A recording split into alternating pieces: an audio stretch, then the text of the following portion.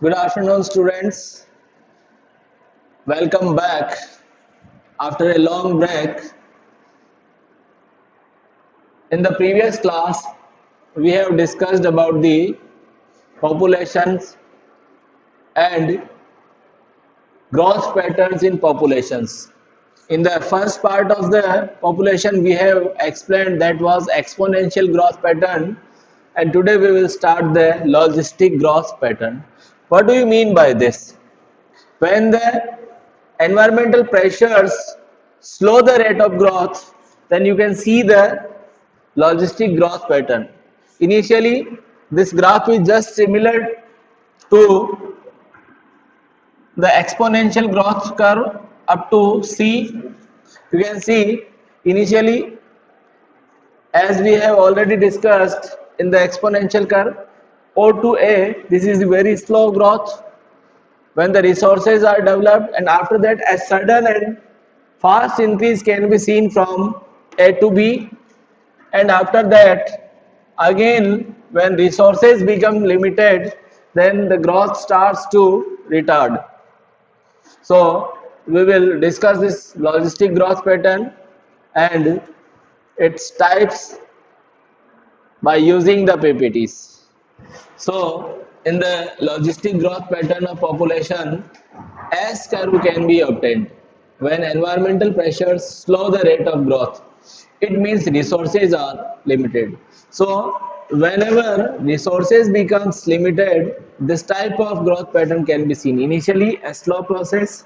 This is the sudden growth, exponential growth, and then it will slower down the growth. There is any population in the nature that doesn't shows unlimited resources to permit exponential growth. It results in the form of competition between individuals for limited resources.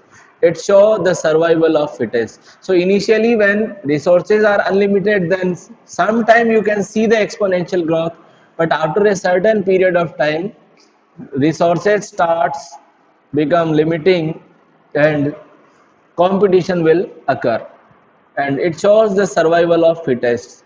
The species which is fit in the nature will survive properly.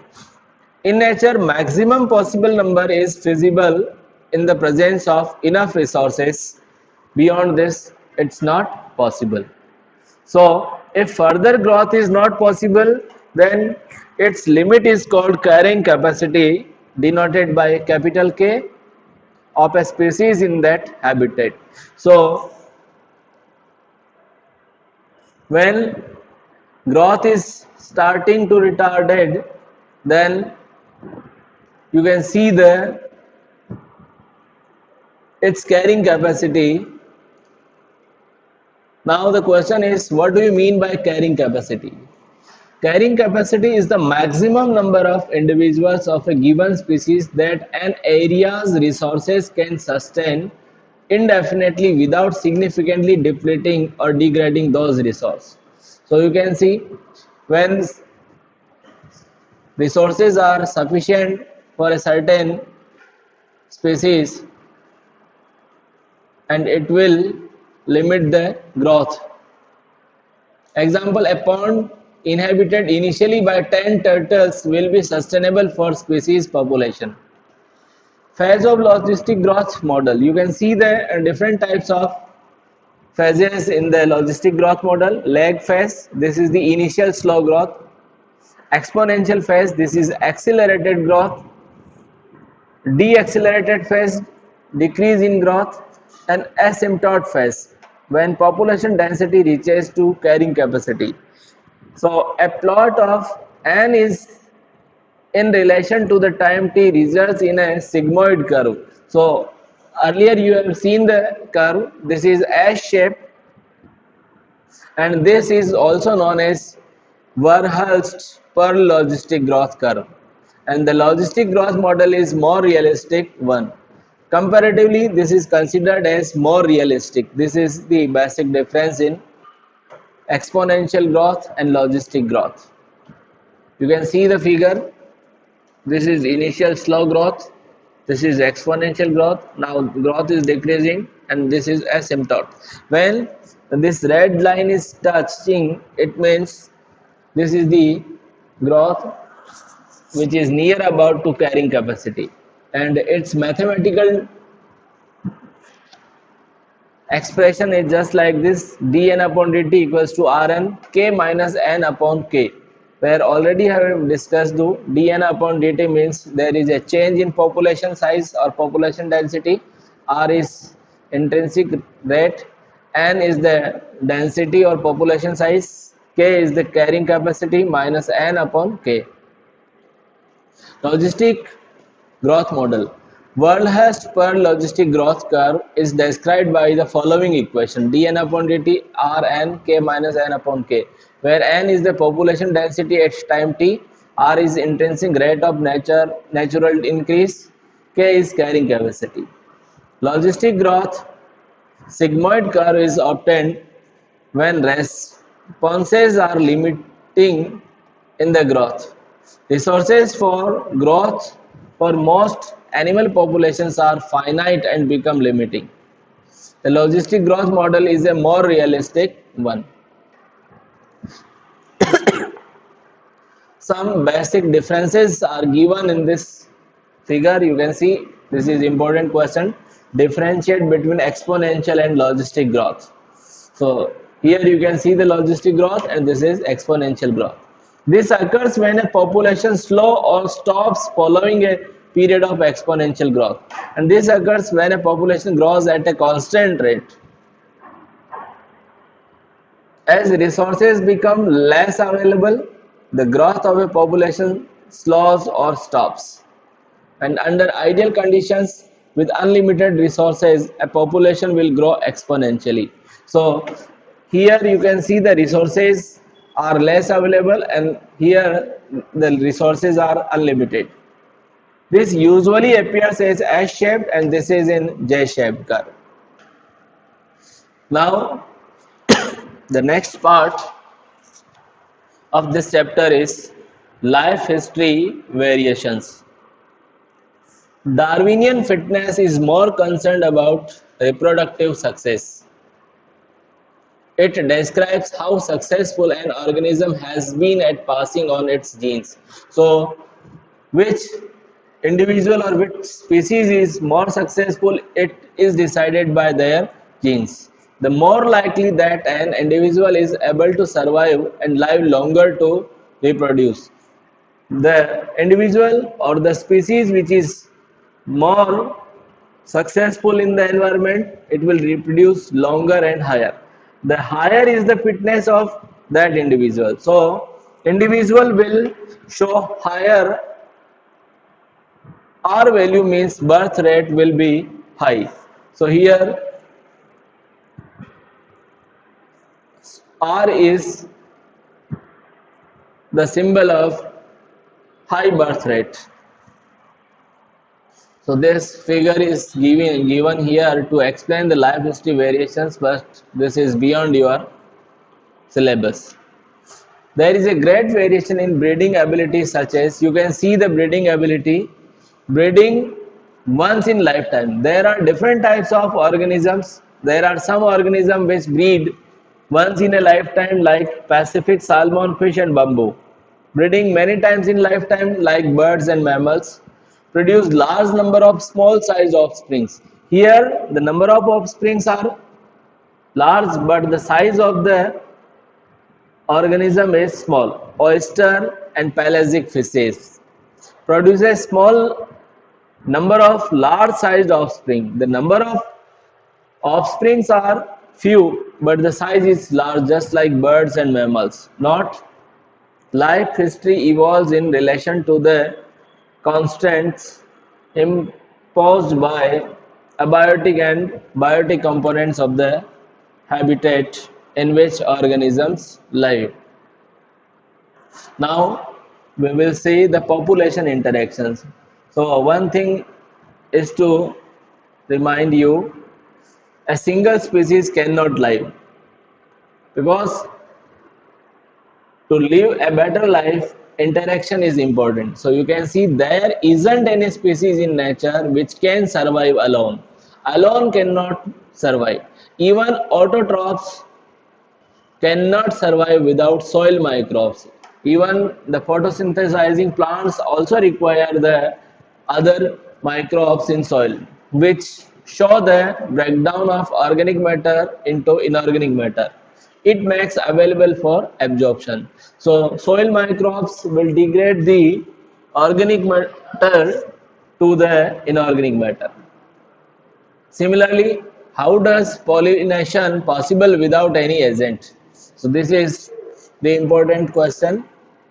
Autotroph cannot survive without pollination. Pollination is important part of life cycle. So a biological community of plants, animals, microbes is formed for interaction so that they can survive in the nature.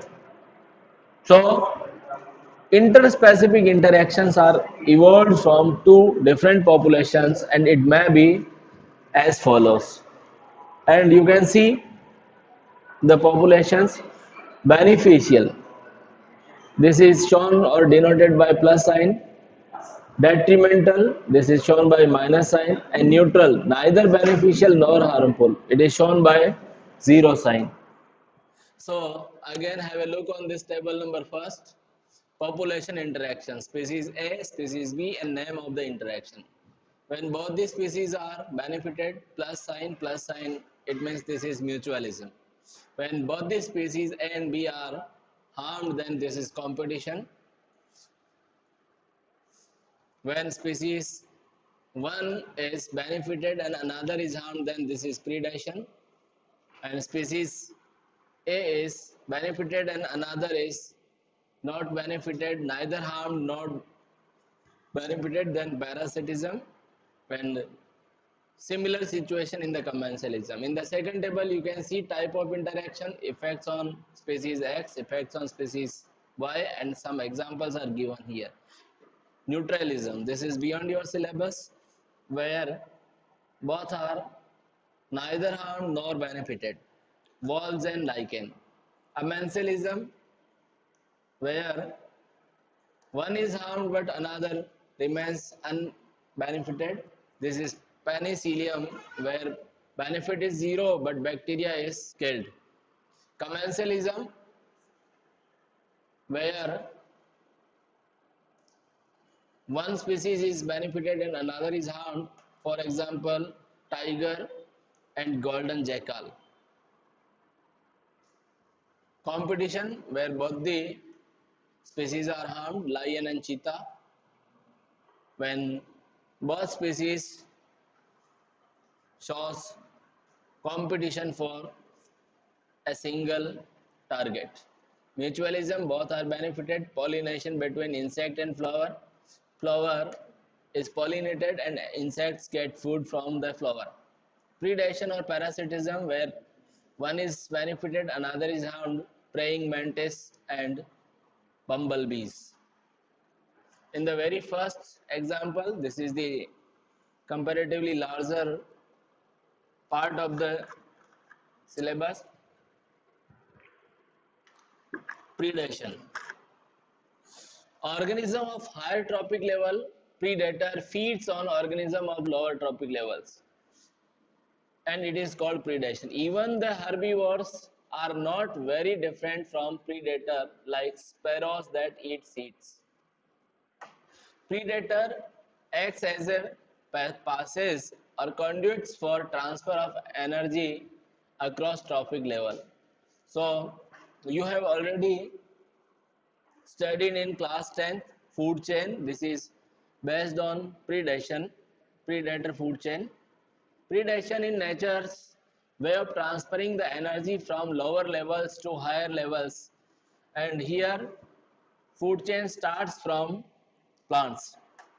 Predators keep prey population under control. When any predator will kill the prey, then its population will remain under control. If the prey population becomes high, then it could cause the ecosystem unstable. You can see different types of predative examples. Exotic species. Exotic species means the species which is brought from another place. Exotic species have no natural predator. As you will introduce the exotic species, it has no natural predator, hence they grow very rapidly. For example, prickly pear cactus. This is the figure of prickly pear cactus. You can see cactus. It was introduced in Australia in 1920 and caused havoc and spreading in millions of hectares. And it was controlled by introducing cactus feeding predator, a moth, from its natural habitat. So you can see this is the moth that eats the prickly pear cactus, and this is the larva of the moth. When these moths were introduced in the Australia, then it was controlled. Again, the ability of the predator to regulate prey population can be used to control the agriculture pest, means used as biocontrol methods. So sometimes we can use the predator nature of any organism as a biocontrol method. For example, you can see in the different examples biocontrol principle. What is the principle of this? It relies on predation, parasitism, herbivory, or other natural mechanisms, but typically also involves an active human management role. Predator also help in maintaining species diversity in a community by reducing the intensity of competition among competing prey species. You can see American Pacific coast, the starfish, Pigaster starfish is an important predator. This is the starfish, purple colored starfish, and this is important predator. Field experiment was carried out, and in that, as the all starfishes were removed from enclosed intertidal area. So when these species of starfish were removed from the enclosed intertidal area, then more than 10 invertebrates extinct because of interspecific competition. So predators are prudent in nature.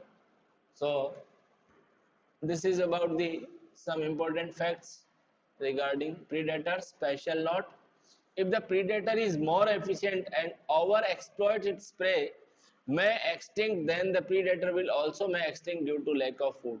So in the predator and prey, a natural balance is made. Defense developed by prey against predators. So different type of defense mechanisms are developed by the predator by the prey against the predators to protect themselves.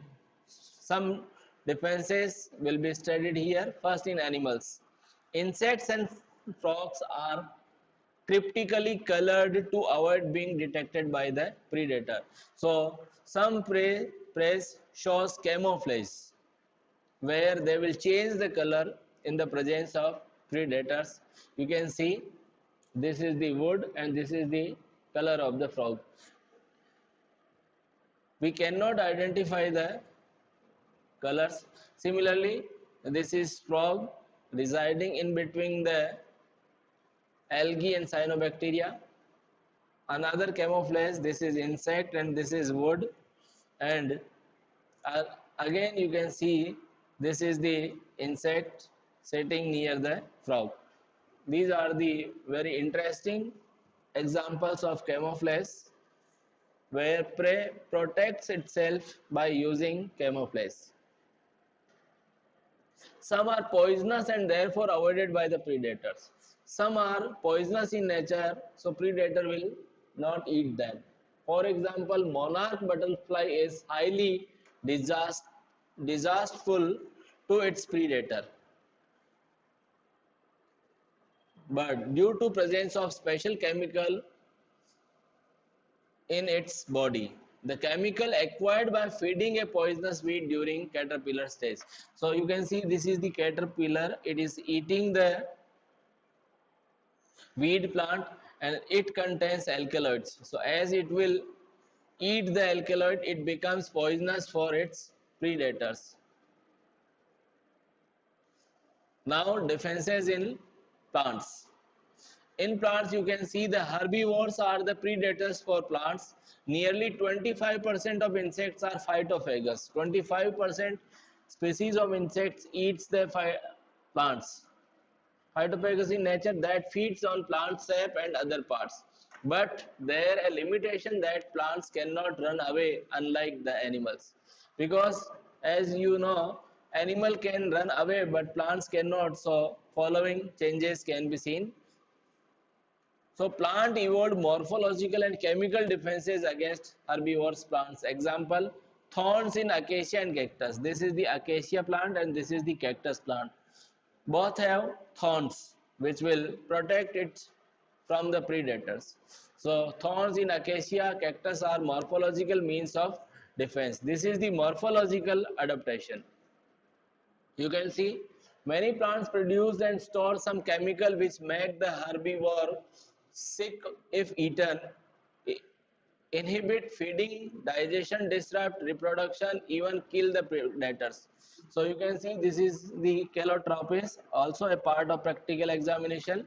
Calotropis produces poisonous cardiac glycosides. A biochemical is prepared by this plant that is cardiac glycoside against herbivores. So cattle and goats never browse on Calotropis. So goats and cattle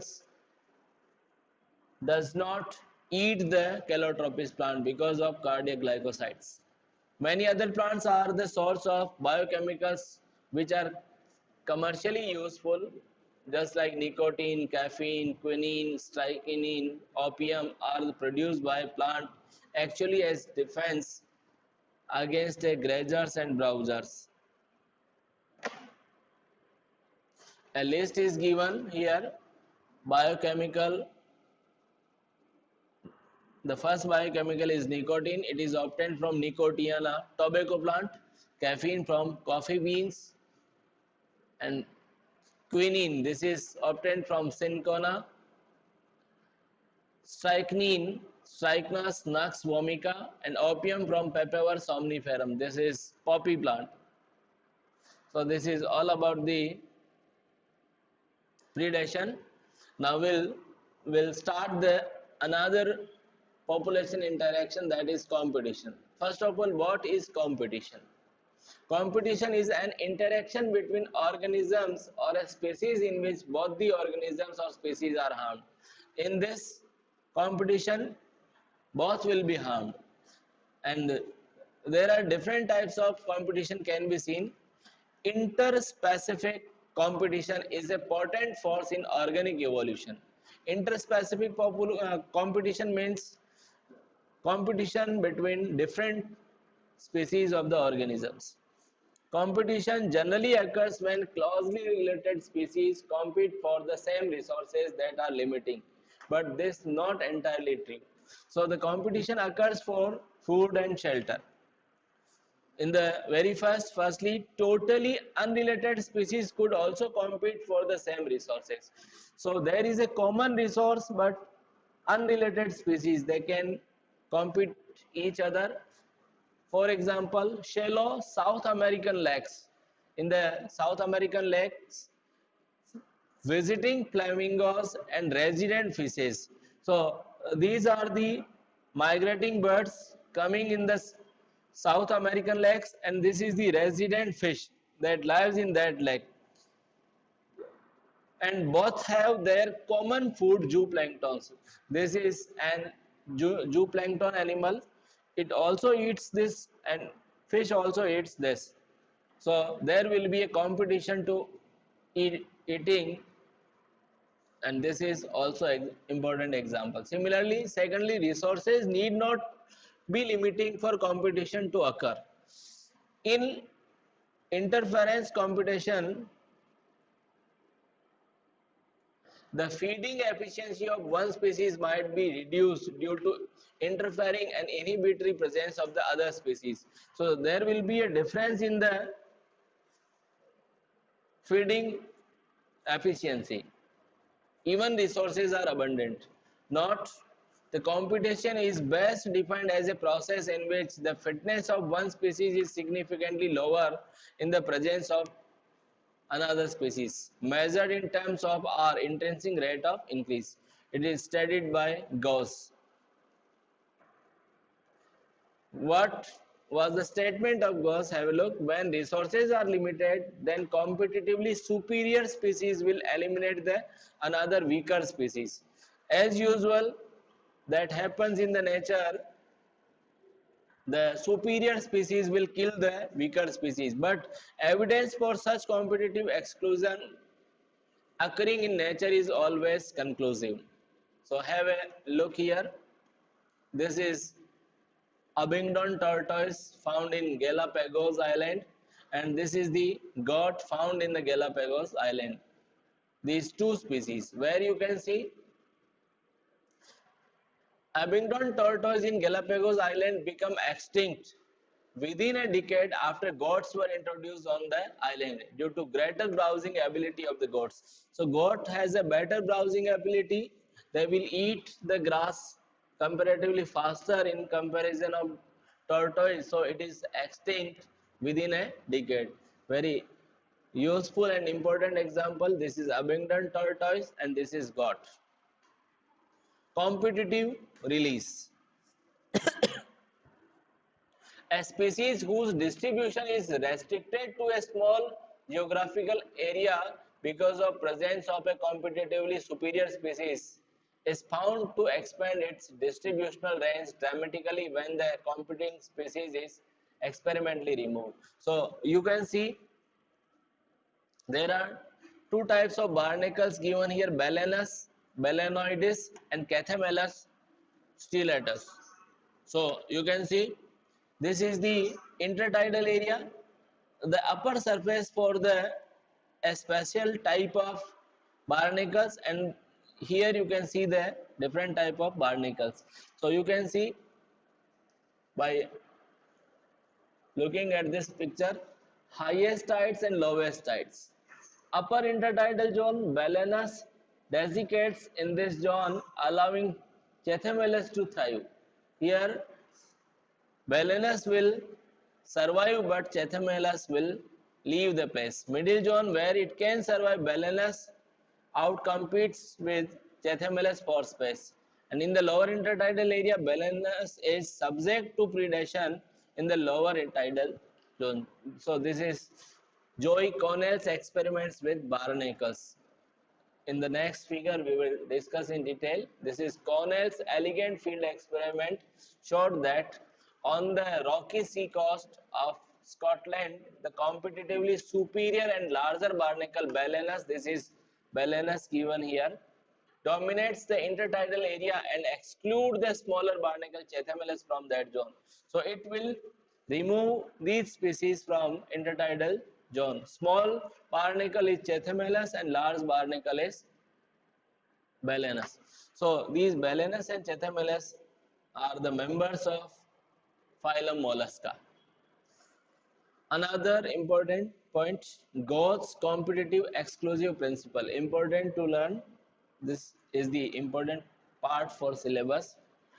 Two closely related species competing for the same resources cannot coexist indefinitely, and competitively inferior will be eliminated eventually. So if two species are closely related and both are depending or competing for same resources, then they cannot survive for a longer time. So condition is resources must be limiting. Then you can see the Gauss competitive exclusion principle. Although recent studies not support this generalization, it states that the species facing competition might evolve mechanisms that promote coexistence rather than exclusion. So modern scientists do not support this principle. Competitive exclusion principle states that two species competing for the same resource cannot coexist. So this is another important thing we have discussed here. And you can see the resource partitioning. If two species compete for the same resources, they could avoid competition by choosing, for instance, different times for feeding or different foraging pattern. So different time of feeding and foraging pattern can reduce the competition.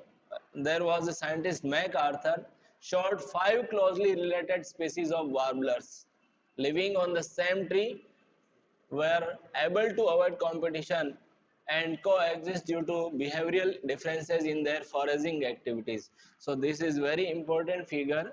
It is not given in your book, but it will help to understand. This is black Burnian warbler. This is eating the upper part of the plant, apex and side. Black throated green warbler. This is eating by except the apex of the plant. Cape May warbler, this is eating only the top of the plant. Bare-breasted warbler, this is eating this pattern, and yellow-rumped warbler. So this figure is showing the difference in foraging patterns. So dear students, we will stay here and try to understand all these examples. If you have any problem, then you can ask in the WhatsApp group. Thank you very much. Have a nice day.